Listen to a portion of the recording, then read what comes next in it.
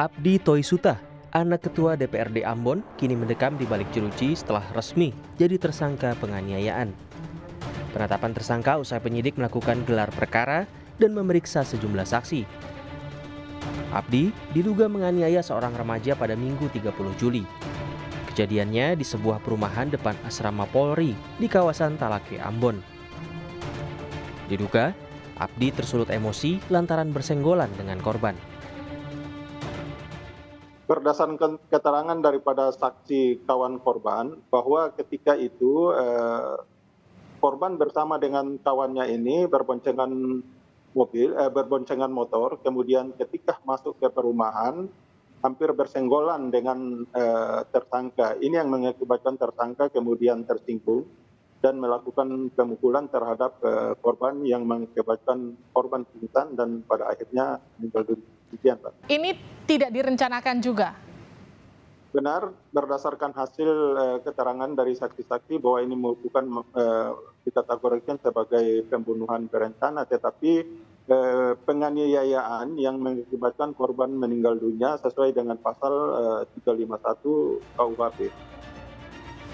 Meski demikian, polisi masih menyelidiki secara intensif apakah pelaku dan korban pernah bersinggungan sebelumnya. Lalu, apa tanggapan orang tua tersangka? Lewat media sosial, Ketua DPRD Kota Ambon, Eli Toisuta, mengunggah pernyataan bela sungkawa bagi keluarga korban. Eli mengatakan akan mengikuti proses hukum yang kini bergulir di kepolisian. Dengan segala kerendahan hati dan dengan senantiasa bertawakal kepada Allah Subhanahu wa Ta'ala. Dengan ini kami menyampaikan turut berbelasungkawa yang sedalam-dalamnya atas meninggalnya Ananda Rafli Rahman Sih.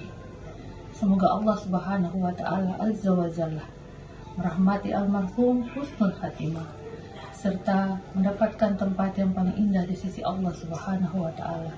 Amin ya rabbal alamin.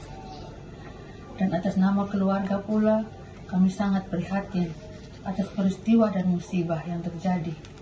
Kami menghormati serta menyerahkan penanganan proses dan perkara ini kepada aparat penegak hukum. Atas perbuatannya, Abdi Toisuta terancam hukuman 7 tahun penjara. Keluarga korban kini berharap Polri menegakkan keadilan sesuai hukum yang berlaku. Lantaran tersangka merupakan anak seorang ketua DPRD. Sementara korban telah dimakamkan di TPU Penegoro Atas, Kota Ambon, usai sebelumnya diotopsi di Rumah Sakit Bayangkara pada Senin kemarin. Korban yang masih berusia 15 tahun merupakan bungsu dari 3 bersaudara, anak pasangan Marlan Sunet dan Inanet Loho. Tim Liputan, Kompas TV, Ambon, Maluku. Perkembangan terkini soal anak ketua DPRD Ambon menganiaya remaja hingga tewas, kita terhubung dengan jurnalis Kompas TV Yahya Lating. Yahya, sejauh ini bagaimana penyelidikan polisi? Apakah motif tersangka menganiaya korban sudah bisa dipastikan? Baik, Pak Kalis. Sampai saat ini polisi terus melakukan pengembangan terhadap kasus penganiayaan tersebut.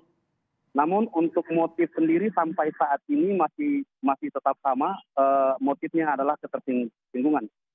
Saat ini juga untuk mengembangkan kasus tersebut, polisi juga sudah meminta keterangan dari tim dokter yang mengotopsi jenazah. Kali. Oke, ini sudah diotopsi sebelum dimakamkan, apakah juga sudah ada hasilnya? Ya, Pak Salih, untuk hasil otopsi sendiri sudah ada, tapi dari pihak kepolisian sendiri mengatakan untuk hasil otopsi itu akan dibuka saat persidangan. Nah, pasal yang disangsikan kepada tersangka sendiri menurut Kabid Humas Polda Maluku itu sesuai dengan hasil otopsi tersebut. Hasil otopsi yang dilakukan itu penyidik sudah mendapat keterangan bahwa antara sangkaan pasal 351 ayat 3 yang disangkakan kepada pelaku ini saling keterkaitan. Namun secara jelas terkait dengan hasil otopsi tersebut itu nanti dijelaskan oleh dokter yang melakukan otopsi di persidangan. Kembali ke studio. Baik, terima kasih informasi Anda langsung dari Ambon, Yahya Lating.